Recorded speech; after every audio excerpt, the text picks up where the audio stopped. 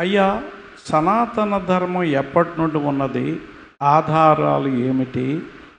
మన దేవుని ధర్మశాస్త్రం ఎప్పటి నుండి ఉన్నది? వివరణ ఇస్తారా జాషువా గారు? చక్కటి ప్రశ్న. ఈరోజు తెలుగు రాష్ట్రాలు ఒక విపరీత ధోరణి వైపుకు వెళ్తున్నాయి. ఒక 25 సంవత్సరాల క్రితం ఉత్తరాదిన అనగా ఉత్తరప్రదేశ్, మధ్యప్రదేశ్, గుజరాత్, రాజస్థాన్, హిమాచల్ ప్రదేశ్ వగైరా వగైరా రాష్ట్రాలలో ఎటువంటి ధోరణి ముస్లిముల పట్ల ఉందో అదే ధోరణి ఇప్పుడు దక్షిణాదిన క్రైస్తవుల పట్ల ఉంది. ఎందుకు అలా ఉంది అని అంటే ఇది ఒక రాజకీయమైనటువంటి ఎత్తుగడ.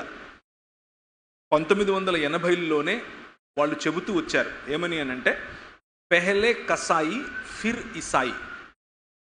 కసాయి అంటే ముస్లిములు, ముందు ముస్లిములు, ఆ తర్వాత ఇసాయి అంటే క్రైస్తవులు. ముందు ముస్లిములు పని పట్టాలి, ఆ తర్వాత క్రైస్తవులు పని పడదాం అని వాళ్ళు ముందే పబ్లిక్గా అందరికీ చెప్పిందే. ఇది కొత్తగా ఏం చేయట్లేదు. అయితే ఈ ఎత్తుగడకు వారు ఉపయోగిస్తున్నటువంటి ఒక శస్త్రం, లేకపోతే వారు ఉపయోగిస్తున్నటువంటి ఒక యుద్ధోపకరణం, భావజాలపరమైన యుద్ధోపకరణం ఏంటి అని అంటే మేము కొన్ని లక్షల సంవత్సరాల నుంచి ఇక్కడ ఉన్నాము, మా మతం, మా ధర్మం కొన్ని లక్షల సంవత్సరాల క్రితంది, మా మతం మా ధర్మం నమ్మేటటువంటి పుస్తకాలు కొన్ని లక్షల సంవత్సరాల క్రితం నుంచి ఉన్నాయి అని చెప్పటం. ఒక సామెత చెప్తాను, దీన్ని గుర్తుపెట్టుకోండి. ఒక అబద్ధాన్ని ఎక్కువ సార్లు గట్టిగా మాటిమాటికి చెబితే, ఒక అబద్ధాన్ని ఎక్కువ సార్లు గట్టిగా మాటిమాటికి ఎక్కువ మంది చెబితే ఆ అబద్ధం కాస్త నిజమవుతుంది. దీన్నే వాట్సాప్ యూనివర్సిటీ అంటారు. Fake news, fake information.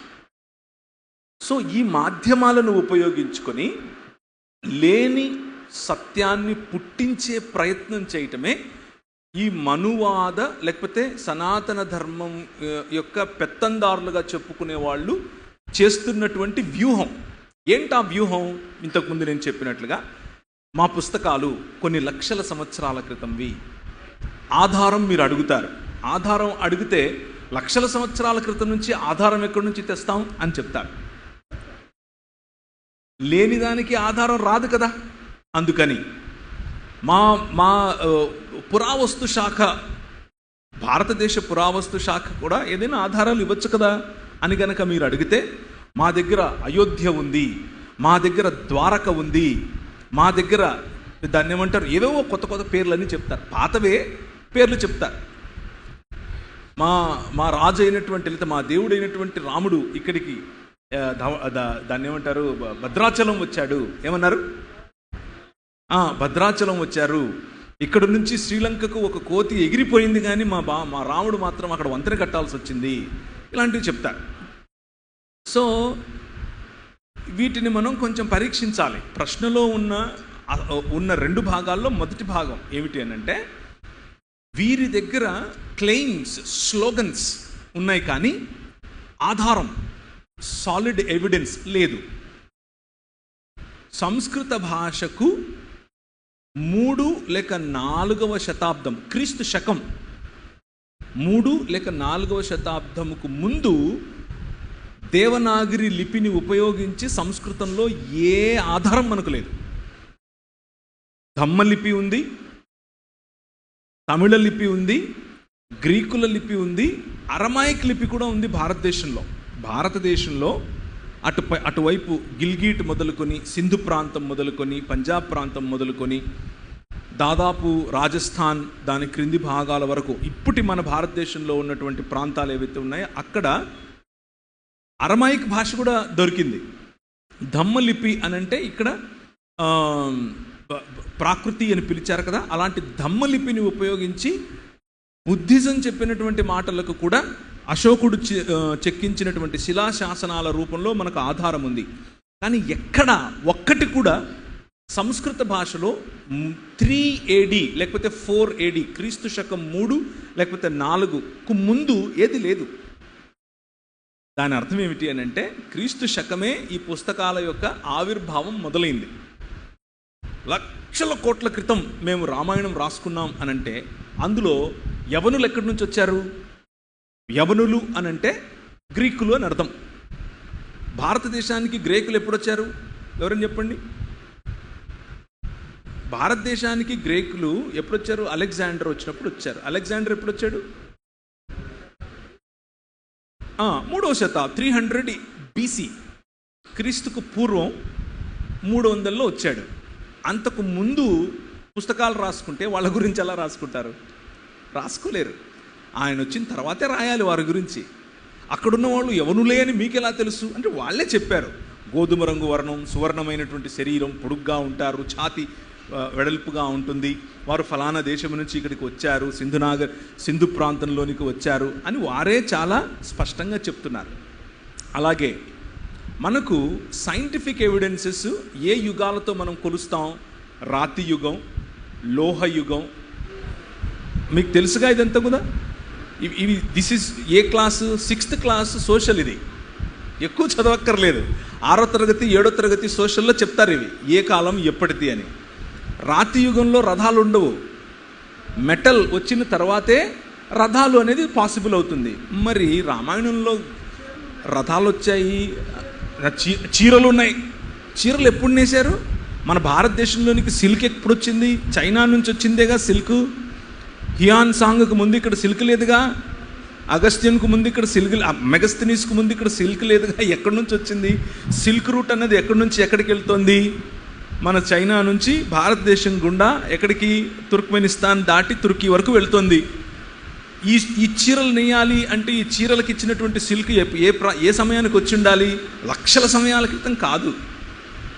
మహా అయితే క్రీస్తు పూర్వం 3 లేకపోతే క్రీస్తు పూర్వం 4వ శతాబ్దం.